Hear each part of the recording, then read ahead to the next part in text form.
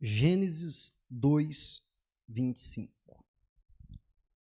Aleluia. Vamos para a leitura então do texto. A Bíblia diz assim, ó: e ambos estavam nus, o homem e a sua mulher. E o que diz aí?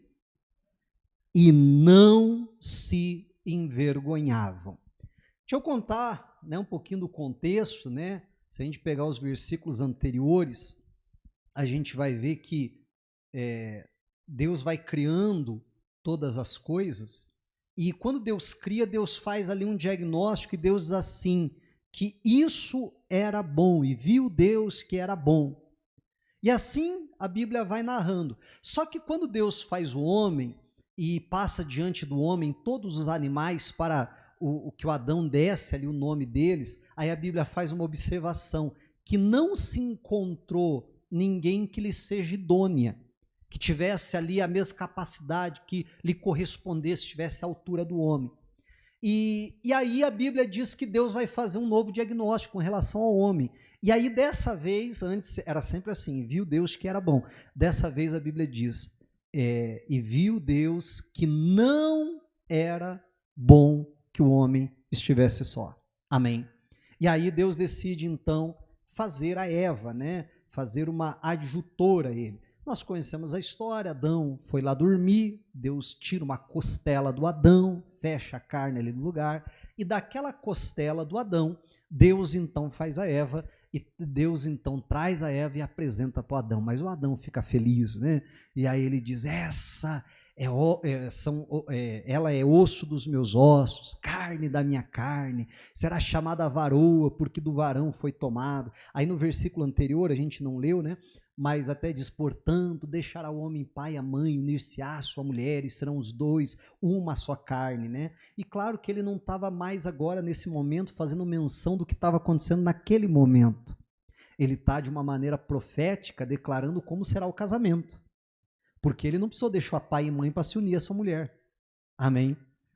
Então, é óbvio que ele está fazendo uma menção daquilo que as próximas gerações viveriam ao formar ali o casal, a família. E aí, a gente chega no versículo 25, que é o último desse capítulo, que termina assim, E ambos estavam nus, o casal, Adão e Eva, o homem e a sua mulher, e não se envergonhavam. Eu já preguei, não é o assunto principal, tá? Mas só pegando aqui, abrindo um parênteses. Eu já preguei até em cerimônia de casamento, e justamente esse texto aqui, falando que o casal precisa sempre andar nu um diante do outro.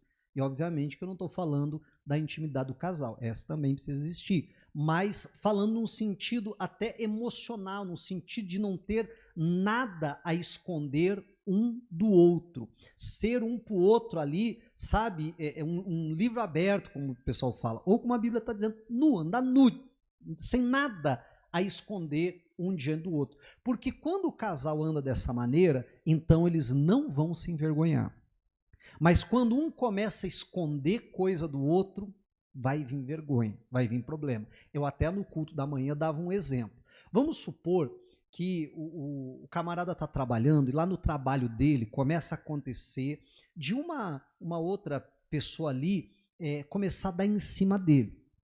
E esse tipo de coisa não acontece, Só na minha imaginação. Ou acontece? Acontece? E começa a dar em cima dele. Meu irmão, se ele andar nu diante da esposa, ele vai chegar em casa e ele vai falar, olha, está acontecendo uma situação chata lá no meu trabalho, olha, tem uma pessoa lá que está dando em cima de mim, que está me assediando e tal, vamos orar a respeito disso? Amém? E aí, claro, a esposa precisa ter maturidade, eu vou lá arrancar os cabelos dela. Não, vamos, orar a respeito disso. Poxa vida, olha, tá mostrando uma confiança muito grande, uma cumplicidade muito grande entre o casal. Aí vamos supor que passa um dia, 2, uma semana, aí vem um fofoqueiro. Tem essas coisas ou também é só na minha imaginação? E aí chega lá e diz assim, fulana, você não sabe, lá a fulana de tal que trabalha com o teu marido tá dando em cima dele. Eu não sei não, acho que eles estão com alguma coisa. Aí a esposa vai dizer assim, não, eu estou sabendo, ele já falou disso comigo, inclusive a gente está orando a respeito disso, a gente está orando por ela. Vão se envergonhar? O único que vai se envergonhar é o fofoqueiro. Verdade não é? É o único que vai passar vergonha, é o fofoqueiro. Mas não tem do que se envergonhar.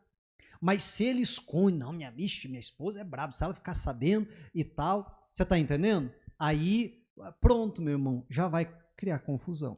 Eu estou dando só um exemplo, né? Mas isso em tudo na nossa vida, no casamento, que diz respeito até à vida financeira ali do casal, tudo, né? Esse deve ser o padrão bíblico. Agora, é claro que eu estou usando uma analogia aqui para falar que o casal precisa ter uma vida completamente aberta um para com o outro, mas é óbvio que o que a Bíblia está narrando aqui é algo natural, que eles de fato andavam nus e não se envergonhavam por causa daquilo. Né? Eu fiz uma abordagem aqui dentro de um outro aspecto, mas o que a Bíblia está narrando aqui, naturalmente eles andavam nus. O que veio a mudar por ocasião do pecado. Aí acaba o capítulo 2, entra no 3 e a Bíblia começa a narrar da serpente, né? Anteriormente a Bíblia já diz que Deus havia proibido que comesse da árvore do conhecimento do bem e do mal, que estava no meio do jardim, havia duas árvores lá, a árvore do conhecimento do bem e do mal e a árvore da vida eterna. Essa da vida eterna a gente vai comer quando chegar no céu, né? Dela, mas Deus diz, não coma da árvore que está no meio do jardim, que era do conhecimento do bem e do mal. No dia que vocês comerem, certamente morrerão. Aí vem justamente a serpente, não é bem assim, veja só, o que Deus não quer é que vocês comam, que vocês vão ser como ele e tal, aquela conversa toda. O que aconteceu? Né? Então, vamos pular para o capítulo 3 agora, versículo 6. Para a gente não ler tudo, eu vou pulando aqui só os versículos principais para a gente. Gênesis 3, 6 assim. Olha só como é que a tentação ela se dá, né? E vendo a mulher que aquela árvore era boa para se comer, agradável aos olhos e árvore desejável para dar entendimento, tomou do seu fruto e comeu, e deu também a seu marido, e ele comeu com ela. Antes da gente chegar na outra parte, mais uma vez abordando isso aqui. Meu irmão, para mim esse é o registro aqui mais claro assim, como é que se dá a tentação. A Bíblia diz que a primeira coisa que aconteceu, depois que a serpente conversa com ela, que contaminou, vamos dizer assim, ela, é que ela passa a olhar aquele fruto com outros olhos. A primeira coisa a Bíblia diz, e vendo a mulher que a árvore era boa para se comer. Você perceba que até aquele momento ela nunca havia olhado para aquele fruto com aqueles olhos. Porque toda vez que ela olhava para aquele fruto, ela dizia, esse fruto é proibido, não é para eu comer. Sabe, né, não tem algumas frutinhas que são venenosas, ou pelo menos não são comestíveis, outras são até venenosas, e às vezes desde criança você aprende, essa frutinha aí é venenosa, essa fruta não pode comer. Você já viu que a gente não tem vontade de comer? Ninguém fica olhando assim, mas ela parece tão gostosa. Não, porque a pessoa ela já nem olha para aquele fruto como sendo boa para se comer. A pessoa já olha e no consciente ou no subconsciente dela já diz, ela não é boa para comer. E era exatamente, ou de forma parecida com isso, que a Eva olhava para aquela árvore. Ela não sentia nenhum desejo por aquela árvore, porque ela olhava para ela e dizia, isso não é bom para comer.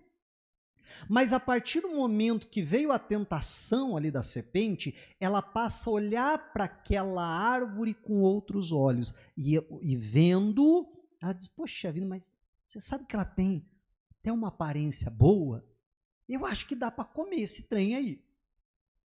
Olha que coisa séria isso. E toda vez que eu falo isso, talvez você já me ouviu falar em outra ocasião, e se é o caso, me perdoe ser repetitivo, mas toda vez que eu falo desse versículo, eu lembro de um irmão que eu atendi uma vez na igreja, que havia caído em adultério. E havia caído em adultério com uma colega de trabalho. E eu lembro que atendendo ele falou, né? Eu nunca mais esqueci dessas palavras, porque a hora que ele falou aquilo, eu lembrei na hora desse versículo, por isso que toda vez que eu leio esse versículo, eu lembro daquele caso. E aí ele contando, pastor e tal, caí, olha aí, tal, me ajuda, aquela coisa toda. E ele disse assim, olha, eu trabalhava com ela já tem anos. E aí ele usa essa frase, mas eu nunca havia olhado para ela daquele jeito. Olha como é que o diabo faz. Aí ele disse, aí chegou um dia que eu comecei a olhar para ela com outros olhos. Eu não sei o que aconteceu entre eles, né? Eu não sei, às vezes uma brincadeira que surge, alguma coisa, né? Ou simplesmente uma ação maligna, amém, como aconteceu com a Eva, mas ele usa essa expressão, né? Ele usou essa expressão.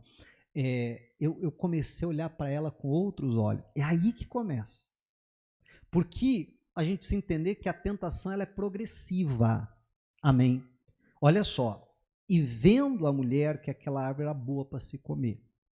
Ficou olhando. Ah, não, parece até que dá para comer isso aí. Aí ela passa para um segundo estágio, né? E agradável aos olhos. De tanto ela ficar olhando, e agora não mais com aquele olhar assim, isso não é para comer. Ela começa a olhar e pensando, não, até dá para comer esse fruto. E aí passa para um segundo estágio, ela começa aquilo ser agradável aos olhos.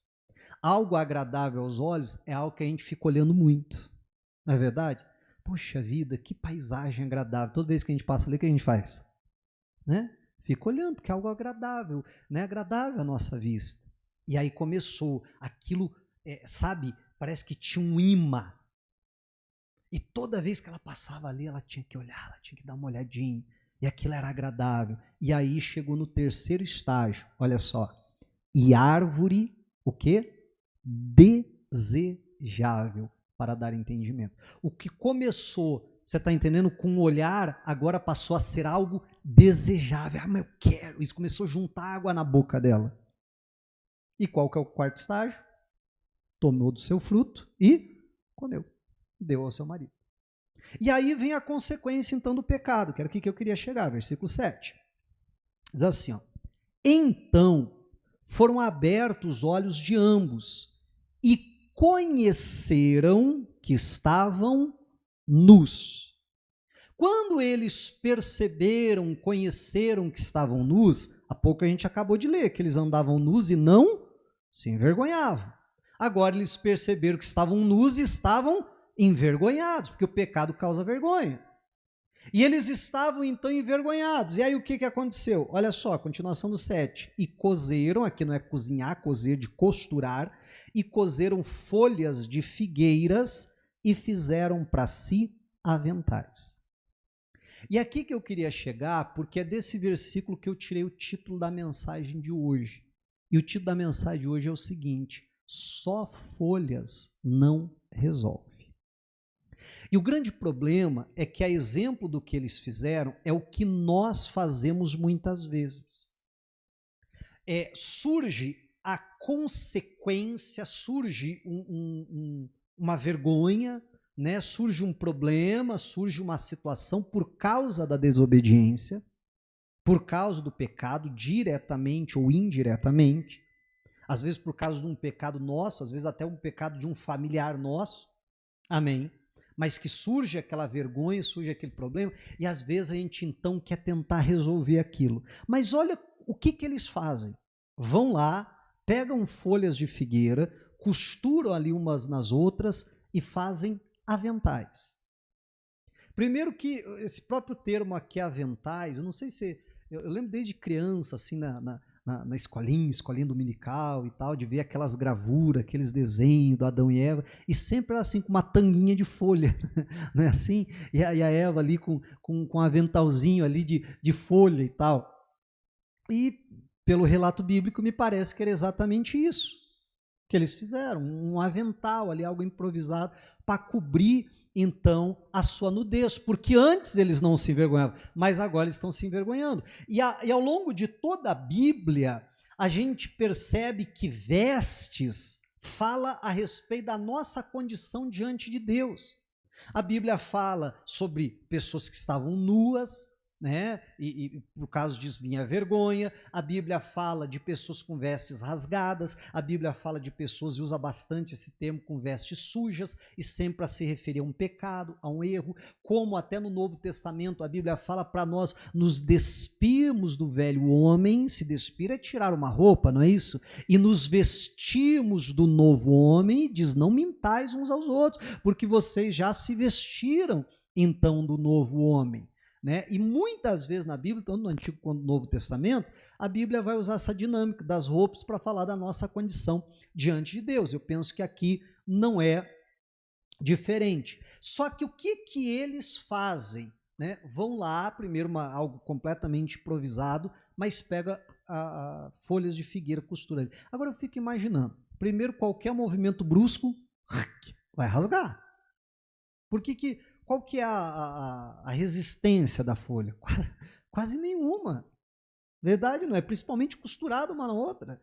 Imagine que resistência que aquilo tinha. Sem contar isso, pare e pense. Meu irmão, se tiver um dia de calor, você arranca uma folha de manhã, chega à tardezinha, ela já está murcha.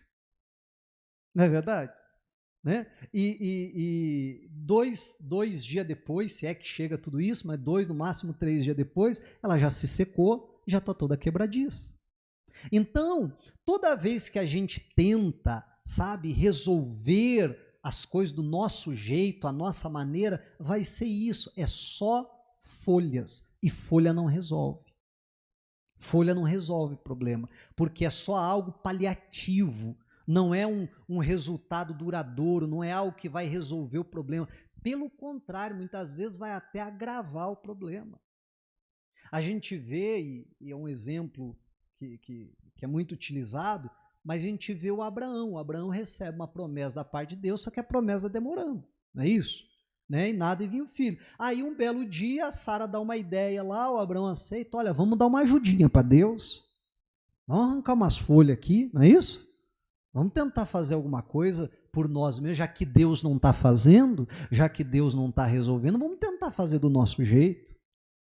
E aí ela diz, olha, está aqui a minha serva, deita com ela, e aí ela vai engravidar, vai ter um filho, e aí a gente toma esse filho para nós, cria como se fosse, nossa, está resolvido o problema. Resolveu o problema? Não, criou um problema ainda muito pior.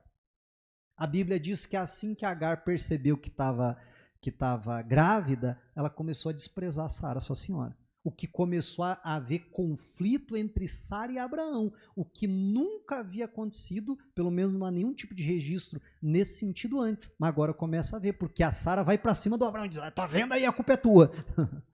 Olha que coisa séria. Né? Sem contar todas as consequências futuras que aquela decisão vai trazer. E toda vez que a gente tenta, meu irmão, resolver o problema do nosso jeito, a nossa maneira, vai ser isso, só folha. E guarde essa frase no seu coração, folha não resolve, só folha não resolve. Vai ser algo só para disfarçar, vai ser algo só momentâneo, vai ser algo paliativo, porque quanto mais a gente tenta esconder a vergonha do pecado, pior a coisa fica. Mais a coisa se agrava.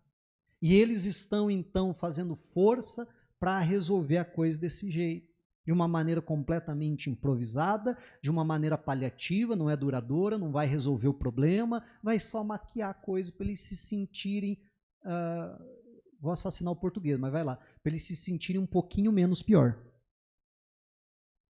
Para dar uma amenizada na consciência deles. É isso que está acontecendo aqui. Meu irmão, nós precisamos tomar cuidado, porque infelizmente a gente, como ser humano, nessa condição, infelizmente a gente erra, a gente falha, a gente acaba muitas vezes desobedecendo, e isso vai trazer consequências danosas. E quando essas consequências vêm, o grande problema é que a gente quer resolver a nossa maneira. Algo que no mundo já é normal e que infelizmente tem acontecido muito dentro da igreja, né, que é a questão do divórcio. Por que há índices tão elevados de divórcio? Porque a pessoa ela já faz disso uma alternativa. Às vezes a pessoa já casa pensando assim, se não der certo a gente separa. Mas se o cristão não fizer disso uma alternativa, né, então ele sequer vai cogitar essa possibilidade. Surgiu um problema, não, vamos orar, vamos lutar, vamos batalhar. Não, e o divórcio? Não, isso não é opção. É claro que não podemos ignorar o que a Bíblia diz. É claro que a Bíblia diz que em caso de adultério e se não houver o perdão, porque se houver o perdão não é motivo de separação, mas havendo o adultério e não sendo possível a pessoa não conseguindo perdoar, então a parte inocente está livre. Uma outra hipótese que a Bíblia coloca é se o outro quiser ir embora, quiser se separar. Paciência. Fazer o quê? Eu até citava aqui no culto da manhã o caso daquele jogador, o Kaká, né? Ele parece que até casou de novo, não tenho bem certeza, mas no primeiro casamento dele, não sei se você lembra, houve um divórcio. E aí eu lembro que, na ocasião, eu ouvi uma entrevista dele, e ele falando, né, dizendo, olha, não houve nada, não houve pecado, não houve erro nenhum, ele é um cristão, e ele diz, a minha esposa simplesmente decidiu ir embora.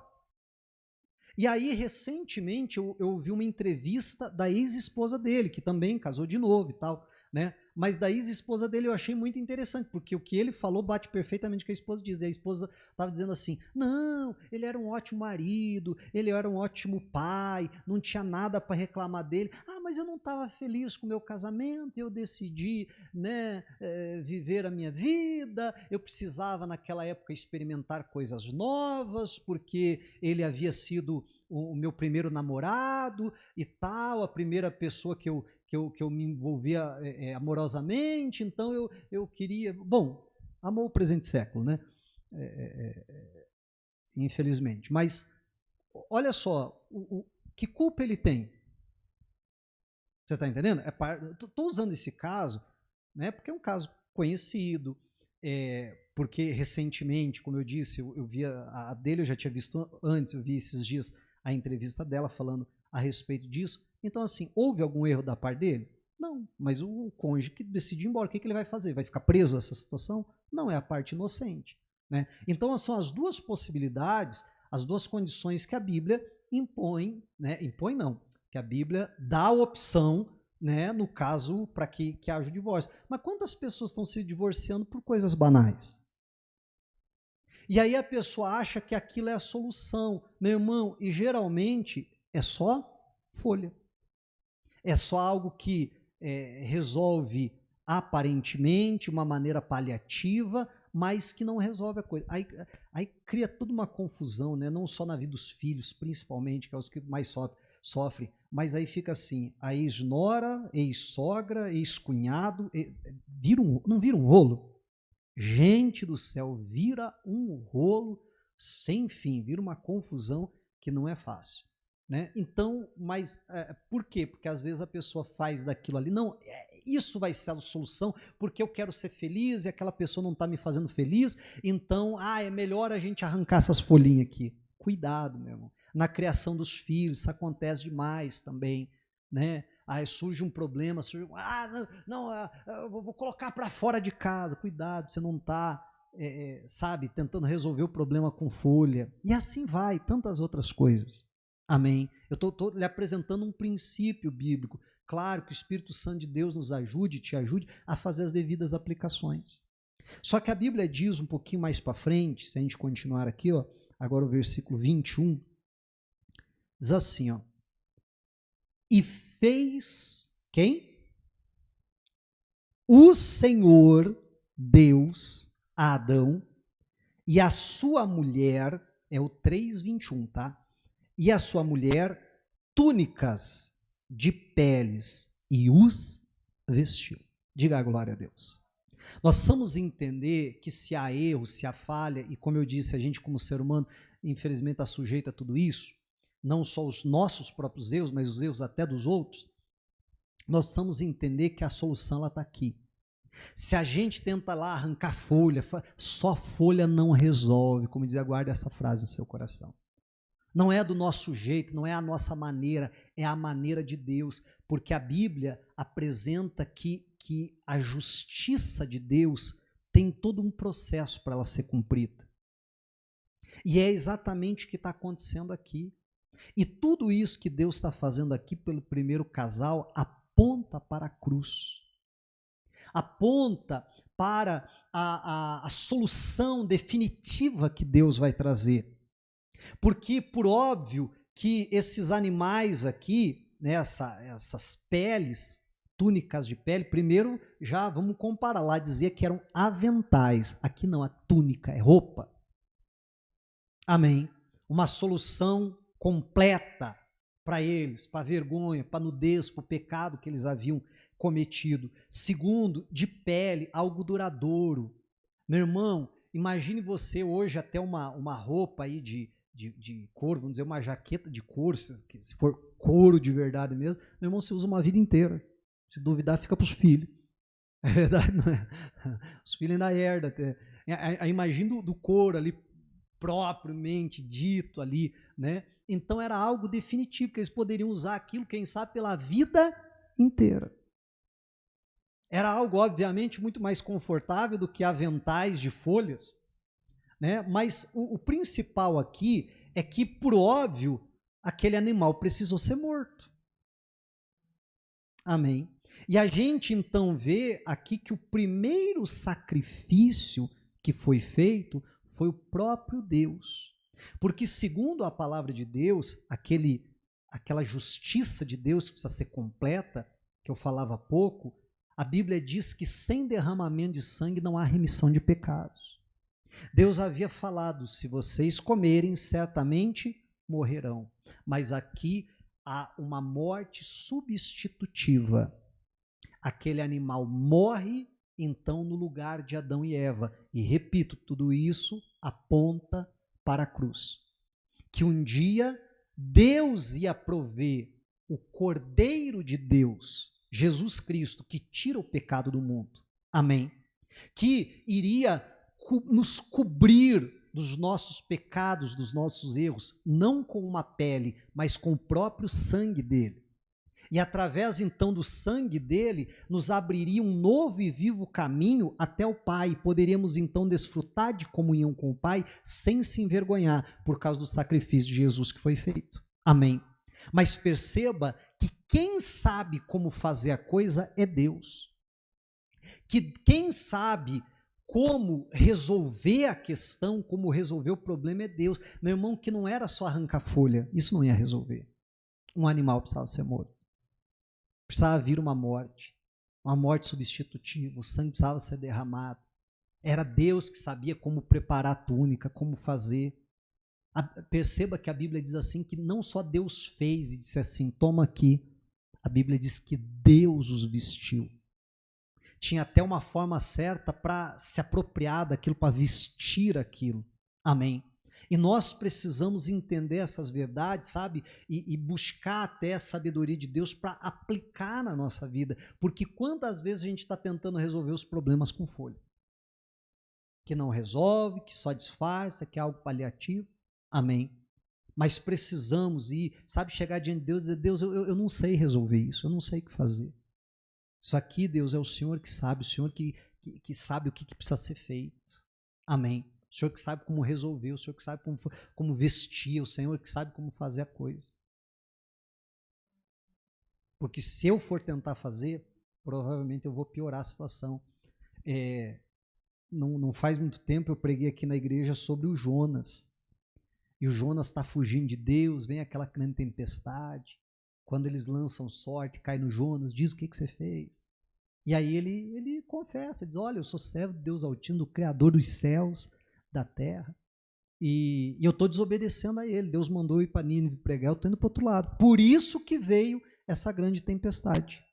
Perceba que ele faz o diagnóstico perfeito. Ele faz o diagnóstico perfeito da solução. O único problema é quando ele apresenta a solução. E aí, agora, o que a gente faz? Qual é a solução? Ele diz, me levanta e me joga no mar.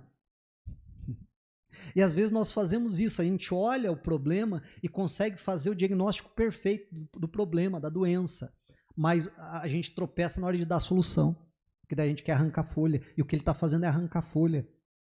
Porque, meu irmão, pensa só, qual que seria o correto? É dizer assim, não, eu estou desobedecendo a Deus, então vamos fazer o seguinte, para resolver esse problema é só obedecer. Dá meia volta no barco, toca para Nínive, que você vai ver que essa tempestade acaba. E acabaria a tempestade? Acabaria. Mas ele é tão turrão que ele diz assim, me joga no mar, mas lá eu não vou. Não é isso? E aí os marinheiros, a princípio, não querem jogar e tal, mas chega um momento que eles veem que está engrossando, que daqui a pouco vai todo mundo perder a vida. Eles dizem, Deus, ó, me perdoa aí, mas ele que deu a ideia. Pegam ele e jogam ele no mar. Amém. O camarada prefere morrer a obedecer a Deus. Só que Deus diz assim, não vou deixar isso barato. Você acha que você vai resolver a coisa do teu jeito? Não, eu tenho um outro jeito para resolver isso. E Deus prepara um grande peixe e engole o Jonas. Amém. Já parou para pensar que leva 3 dias para o cara se arrepender? Já pensou nisso? 3 dias, eu fico pensando, coitado do peixe. Sim ou não? 3 dias o camarada está lá e ele está lá, não vou, não, pode me engolir, eu não vou, não, Nínive eu não prego, não vou, e passa um dia, passa 2, a hora que ele vê que o negócio está apertando, está sério pro lado dele, vai ter jeito, vou ter que ir. Amém. Aí o peixe ainda vai lá e vomita ele na praia de Nínive. Recebeu até uma carona marítima e vomita ele lá. E aí ele prega. Só que ele termina de pregar, sobe no monte e diz assim, mata Deus, mata. Não é isso? E quando ele vê que Deus não vai, ele vai ficar bravo com Deus. Meu Deus, eu tinha razão de ter fugido. Olha que coisa séria. Mas o que eu quero chamar a atenção é que ele tentou resolver a coisa do jeito dele. Não, me joga no mar, eu morro, mas não faço o que Deus mandou. Deus, é do meu jeito, você vai se arrepender e você vai fazer o que eu quero. Amém. Agora, vamos lembrar que nem sempre é assim. Que o caso do Jonas teve um peixe lá para engolir. Mas será que todo caso vai ter um peixe? Amém. Então que Deus nos dê graça em nome de Jesus. Diga a glória a Deus e vamos aplaudir a Jesus.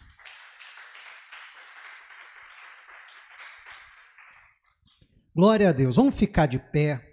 Nós vamos orar, vamos clamar a Deus agora pela nossa casa, pela nossa família e por que não, né? Por nós mesmos. Deus, me ajuda a colocar em prática esses princípios que o Senhor ministrou hoje, né? E talvez enquanto eu pregava aqui, o Espírito Santo de Deus já ia falando contigo, já mostrando algumas situações que você tem feito isso, você tem tentado resolver a coisa com folha, e folha não resolve. Que a gente possa ir diante de Deus em quebrantamento e humildade, dizer, Deus, eu não sei resolver a coisa. Eu não sei resolver a situação. Deus, esse problema com meu filho, eu não sei resolver. O que eu sabia fazer, eu já fiz até agora, não deu certo. Eu não sei como resolver esse problema no meu casamento, eu não sei como resolver esse problema, sei lá em que área. Amém.